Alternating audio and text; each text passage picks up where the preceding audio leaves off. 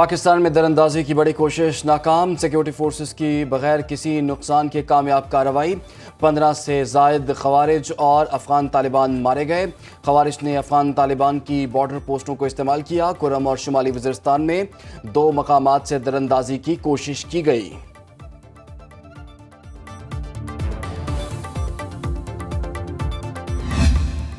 بجلی چور اور زیادہ بل بھیجنے والا افسر ایک برابر، حکومت نے بجلی چوری روکنے کے لیے اہداف طے کر لیے۔ وزیر اعظم شہباز شریف کی زیر صدارت اعلیٰ سطح اجلاس میں حکمت عملی تیار، بجلی کی تقسیم کار کمپنیوں کی کارکردگی کا جائزہ لیا گیا۔ وزیر اعظم نے بتا دیا اوور بلنگ کسی بھی صورت قابل قبول نہیں، ملوث افسروں کے خلاف سخت کارروائی ہوگی۔ سمارٹ میٹرز کی تنصیب کا کام جلد از جلد مکمل کرنے کی ہدایت۔ اجلاس میں لاہور، پشاور اور فیصل آباد الیکٹرک سپلائی کمپنی کے امور زیر بحث آئے۔ وزیر اعظم کا چیف ایگزیکٹو افسران کی تعیناتی کے عمل میں سست روی پر تشویش کا اظہار۔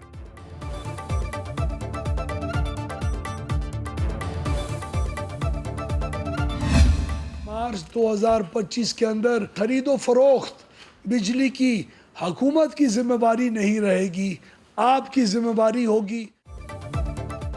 توانائی سیکٹر میں اصلاحات کا عمل تیز، وفاقی وزیر سردار اویس لغاری کا کہنا ہے کہ مارچ 2025 سے بجلی کی خرید و فروخت حکومت کی ذمہ داری نہیں ہوگی۔ جون سے دسمبر تک بجلی کی قیمتوں میں نمایاں کمی ہوئی، چاہتے ہیں 4 سال میں توانائی کا شعبہ بحران سے نکل آئے، کہا پاکستانی عوام کے سامنے جواب دہ ہیں۔ بجلی کے ترسیلی نظام میں خامیاں دور کی گئیں، بجلی کی خرید و فروخت کے لیے کمپنی کا قیام عمل میں لایا گیا، فروری میں بہت سے منصوبوں پر عمل درآمد ہو جائے گا۔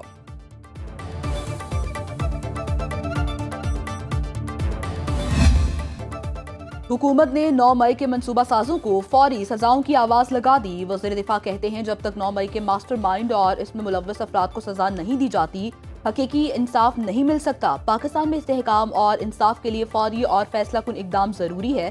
خواجہ آصف نے سوشل میڈیا پیغام میں ڈی جی ISPR کی پریس بریفنگ کو سراہا، کہا نفرت انگیز تقاریر اور جعلی بیانیے کے پھیلاؤ کے خلاف پاک فوج نے پاکستان کا موقف بتا دیا۔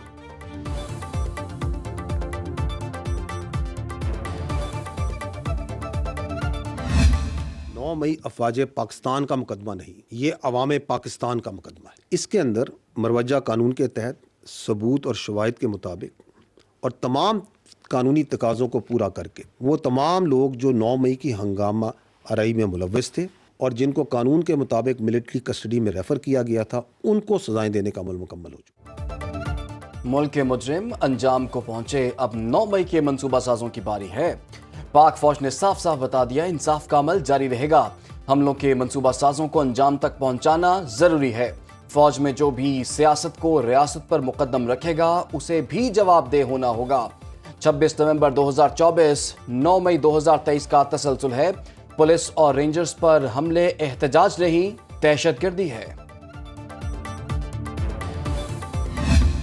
لیگل سپیکٹرم کے نیچے آپ کو لا قانونیت اور دہشت گردی پنپتی نظر آتی ہے، اور بدقسمتی کی بات یہ ہے کہ اس کے پیچھے جگہ جگہ پر آپ کو سیاسی پشت پناہی بھی نظر آئے گی۔ اگر کوئی فریق اپنی گمراہ سوچ اور اپنی مرضی مسلط کرنے پہ تلا ہو تو اس سے کیا بات کرے؟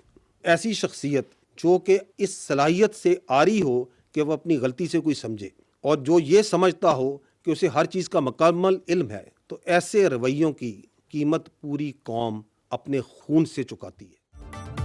سیاستدانوں کے مذاکرات صرف سیاستدانوں سے، پاک فوج کا سیاسی جماعت سے مذاکرات سے انکار۔ D G ISPR lieutenant general Ahmed Sharif Chaudhry کا کہنا ہے اگر کوئی فریق اپنی مرضی مسلط کرنا چاہے تو اس سے کیا بات کریں؟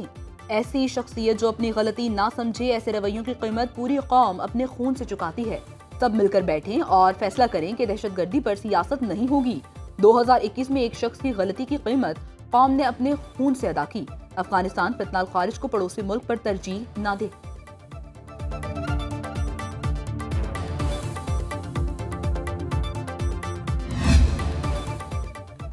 وزیر اعظم کے مشیر نے حکومت PTI مذاکرات میں بڑی مشکل بتا دی۔ رانا ثناءاللہ کا کہنا ہے کہ تحریک انصاف کے کچھ لوگ بات چیت کے لیے سنجیدہ ہیں، مگر وہ یہ بات کھل کر نہیں کر سکتے کیونکہ انہیں اپنے ہی سوشل میڈیا سے گالیاں پڑتی ہیں، اس لیے PTI والے خود مشکل میں ہیں۔ حکومت کی طرف سے مذاکراتی عمل 31 جنوری تک مکمل کرنے میں کوئی رکاوٹ نہیں ہوگی۔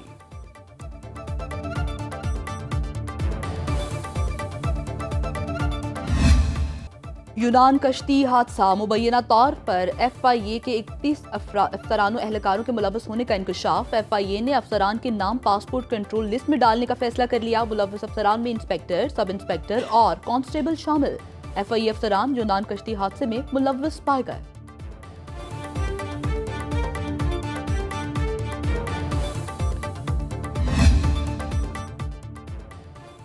کرم کے معاملے پر کراچی میں دھرنوں نے شہریوں کی مشکلات بڑھا دیں۔ کئی اہم سڑکوں پر ٹریفک شدید متاثر۔ شہر قائد میں رہنے والوں کے لیے MA جناح روڈ، نمائش چرنگی، ابوالحسن اصفہانی روڈ سے گزرنا مشکل ہو گیا۔ 5 اسٹار چرنگی اور یونیورسٹی روڈ بند۔ کالا چھپرا سے ملیر کی جانب شارع فیصل پر بھی ٹریفک کی روانی شدید متاثر۔ انچولی سے سہراب کوٹ تک شرائع پاکستان پر سفر کرنے والے بھی سخت پریشانی کا شکار۔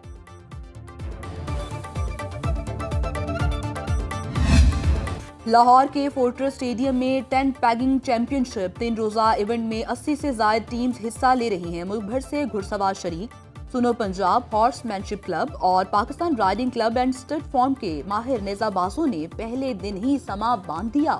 سنو پنجاب ہارس مینشپ کلب کے رائڈرز نے ہر ہدف کامیابی سے نشانہ بنایا اور ان کا ایک بھی بار خطا نہ ہوا۔ شائقین نے دل کھول کر داد دی۔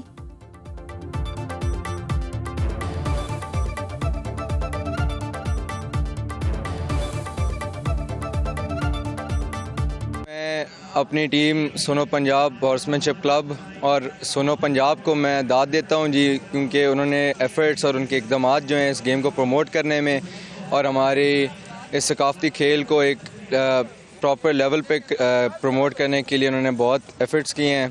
پھر دوسرا یہ ہے کہ جی آج جو ہم کھیل کرنے آئے ہیں ٹینٹ پیگنگ، یہ بہت ہی اچھا کھیل ہے، یہ ہمارا ایک ثقافتی کھیل ہے اور میں ایک سارے آج کل کے ینگسٹرز کو میں یہی کہوں گا کہ اس کھیل میں آئیں۔ 120 ٹیموں کی ٹینٹ پیکنگ چیمپئن شپ میں Pakistan riding club and stood form کے گھڑ سواروں کی شاندار پرفارمنس۔ ہر بار نیزہ ایسے گھمایا کہ خوب نام کمایا۔ مقابلوں میں ملک بھر سے شریک 400 سے زائد گھڑ سواروں نے Pakistan riding club and stood form کے کھلاڑیوں کی الگ شان، اعلیٰ کارکردگی سے بنا لی پہچان۔ مرد اور خواتین سمیت شائقین کی بڑی تعداد نیزہ بازی کے مقابلے دیکھنے آئی۔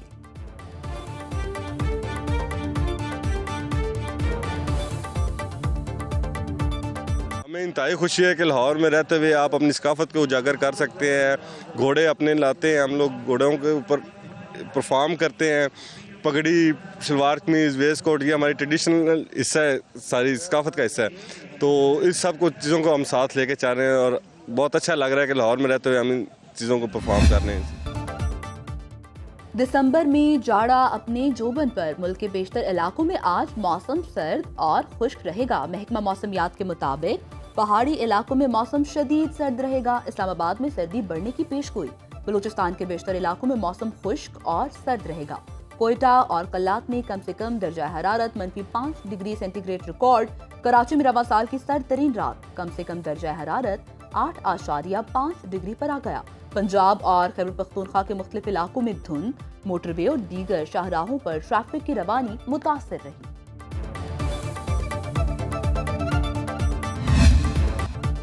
مکہ مکرمہ سمیت گرد و نواح میں بھی بادل برس پڑے۔ موسلا دھار بارش سے صحرائی علاقے زیرآب۔ مسجد الحرام میں عمرہ زائرین نے بارش کے دوران طواف کعبہ جاری رکھا۔ شہر کا موسم خوشگوار ہو گیا۔